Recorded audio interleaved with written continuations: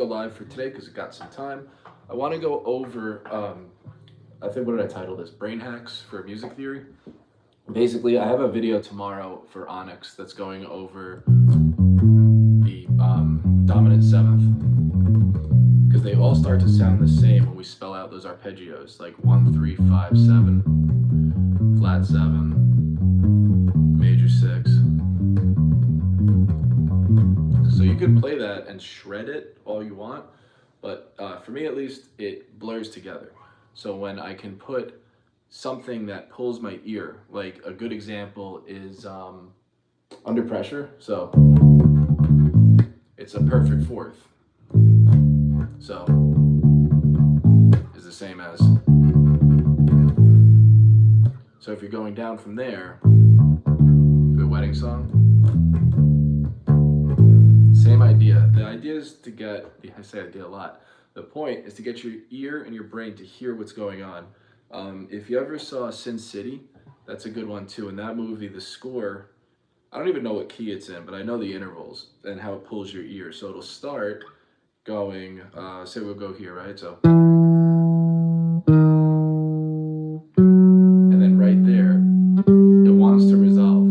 So just hear that out as I play it. So randomly, if you go anywhere, you don't even know what notes, what key it's in yet. You're just gonna hear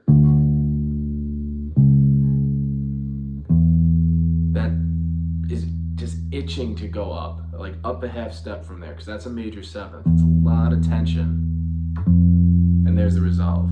So tight, and then you play the octave. So push and pull with your ear.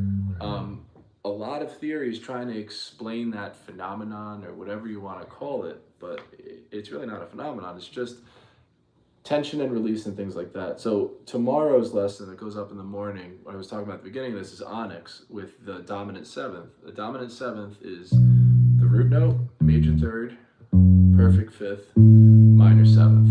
That entire song, over and over, because it's a rap song, it just plays the hook.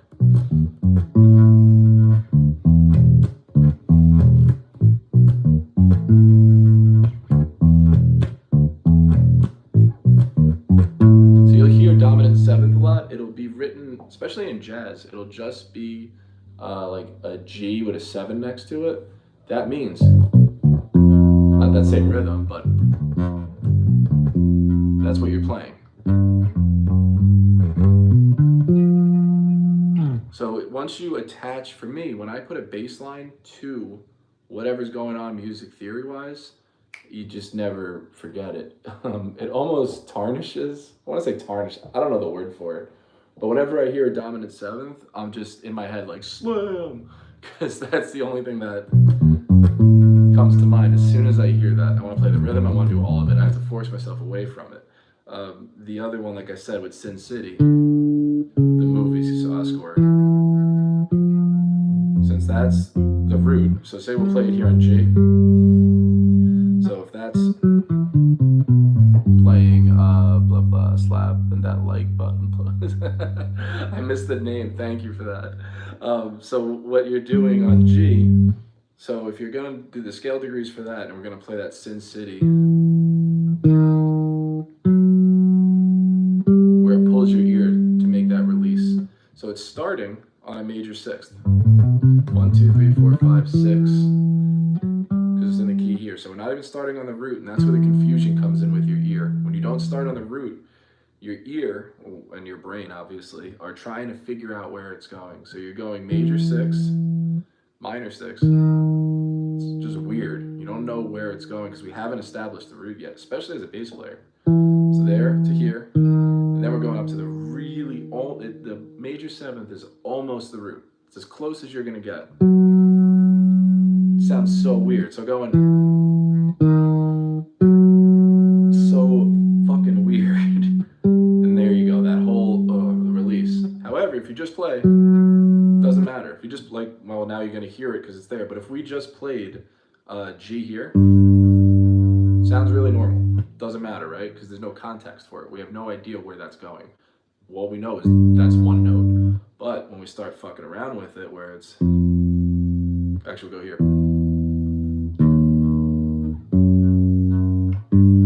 still solid. Now we move that up a half step. And here's the G again. Just weird. And then pulls up. Much thicker of a sound, and it resolves.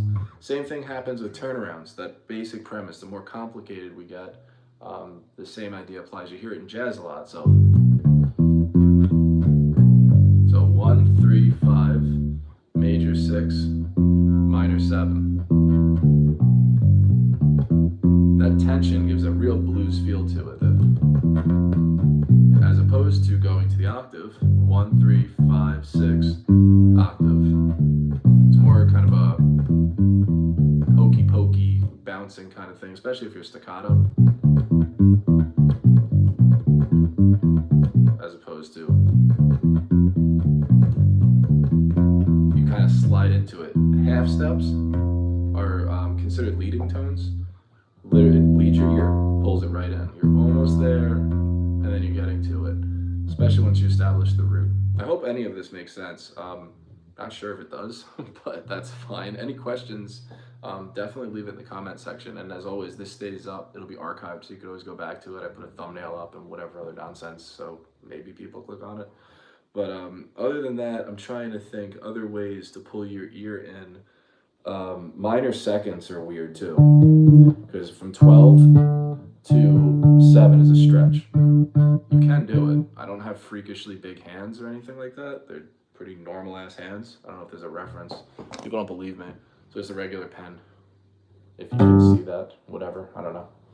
Kind of. Hand, meet pen, pen, meet hand. Nothing crazy. But to get your fingers going that way, like I said, if you're just throwing up the horns, you're pulling them back. And if you could practice that right on the other side of the bar, the fret, that's where you're gonna hit an octave. And then you could really start getting into intervals, because as soon as you pull this up, minor second, major second, minor third, major third. So to go that way, and even if you can't get it, you could start playing it. You don't have to ring them out at the same time. So 12, and the same exact note will be 7 on the G string, which is D. And then you can go up here. That's a minor second. You'll hear it in like mall metal, tight G metal, whatever that is. Bring Me the Hair Straightener, those kind of bands from back then, at least, not so much anymore. But from there, then you can go up to major second, because this note, so really you're going jaws, just a minor second. And if you ring it out, you get that horror chord vibe to it. Major second, 1, 2. Minor third, which is also 1, 2. Minor third for the start of a minor scale. Major third. Perfect fourth, when you're just barring. Tritone. Tritone is a sharp 4 or a flat 5. That really pulls your ear too. You'll hear that a lot. Sabbath does it for the song Black Sabbath. Really wants to go back, and then it goes. Same thing with Busta Rhymes.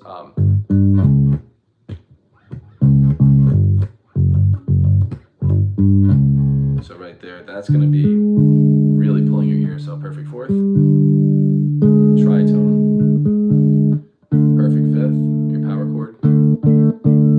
Then you have a minor sixth. Then you're going to go up to minor seventh, which would be your dominant seventh.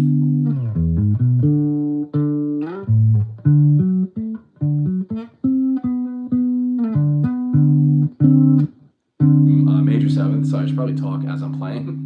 No one can hear what's going on in my head, thank God. So this one, 12 and 15,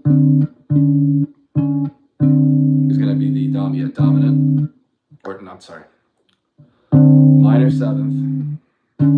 It's dominant when it's a major third and seventh. I'll clarify this again too, but just going up, so same note, minor second, major second, minor third, major third, perfect fourth, tritone,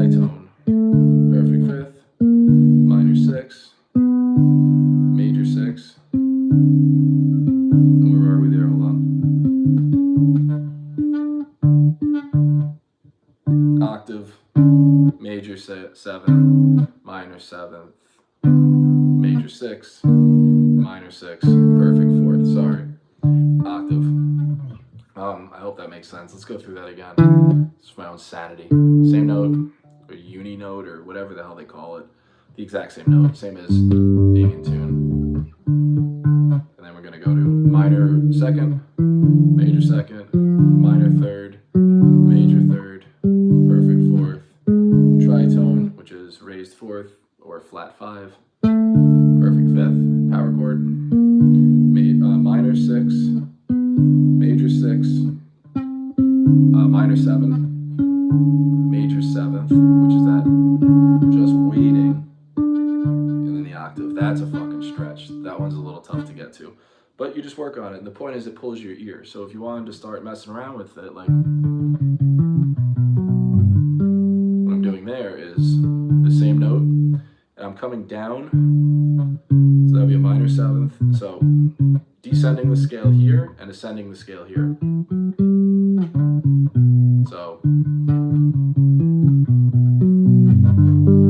if that pulls your ear, it's ascending one way, and I'm actually skipping the 2nd. So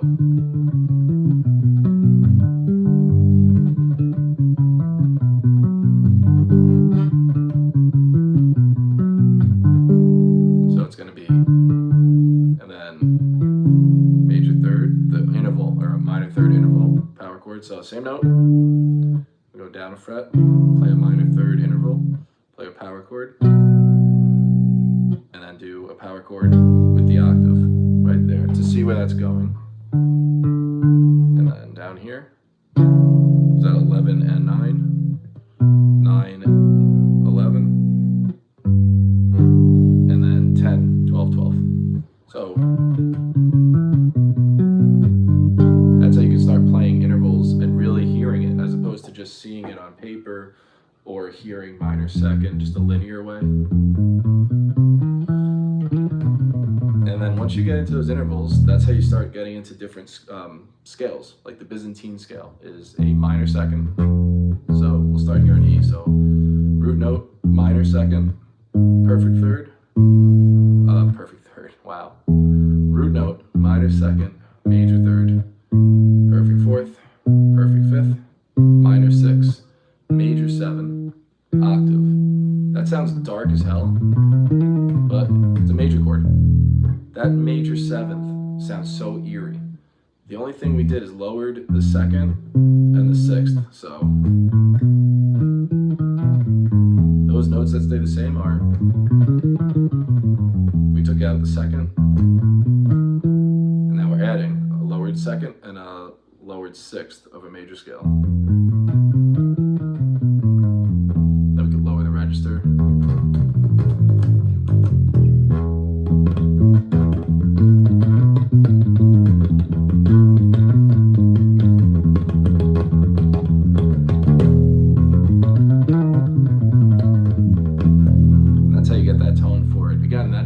Scale. The push and pull of that is how you could grab your ear with half steps. That Sin City riff, I know I'm just kind of circular talking, but I know it's a live video. The Sin City riff from the movie is waiting, and there's the root. That major 7th to pull up. So starting on the, what was that, major 6th, minor 6, major 7th, waiting for it, and then it resolves. That's how you can play with tension and release. A buzzword or buzz term that I hear thrown around all the time, but to see it and actually hear it, see where the finger pattern goes and hear how it affects, is the ultimate way of understanding what's going on there. Same thing with the pattern for a minor 3rd. When you have a power chord, you just switch them, just invert them. Invert is even too big of a word to actually try to remember, because fuck it, it's so much easier than that. Power chord here would be 5 and 7. We're gonna go 7 and 5. So that's a minor 3rd. That's the interval for that. So if you wanted to get into playing minor 3rds, what it sounds like, and you can play chords with that. So I'm keeping the minor third as the interval that I'm messing with this chord, with A is the root. So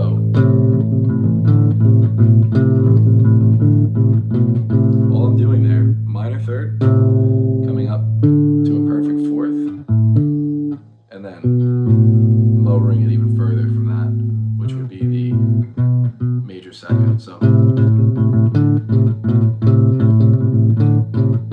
instead of that, I'll play the lower A. And then I can go down a string.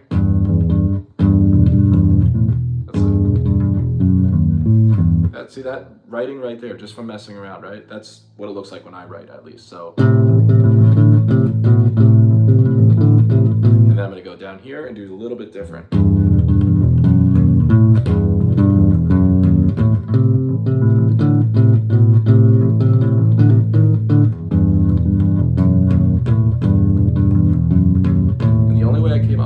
Was because I'm fucking around with where my fingers are gonna go.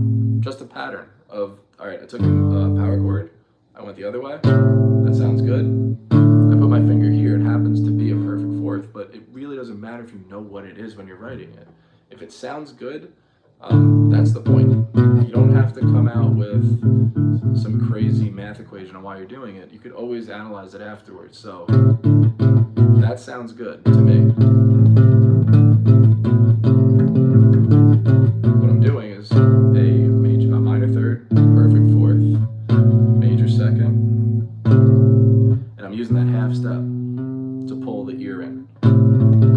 That the plan for it actually is subconsciously. I know that a half step is going to get that result that I'm looking for. So, and then down. I'm just going the other way. Instead of coming up to the perfect fourth first, I'm going down from the third. So, lowered. Let's see where I can go with that.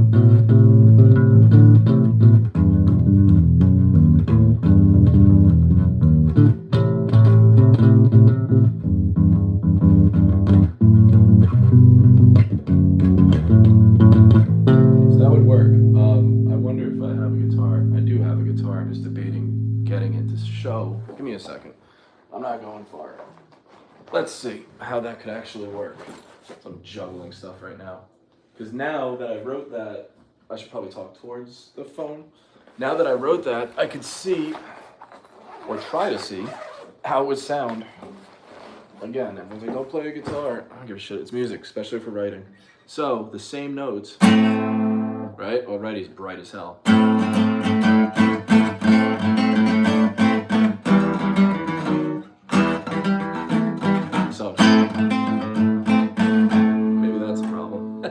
Oops.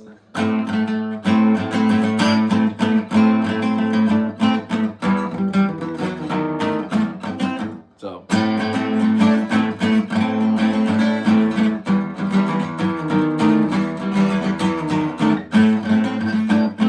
Still sounds good, so.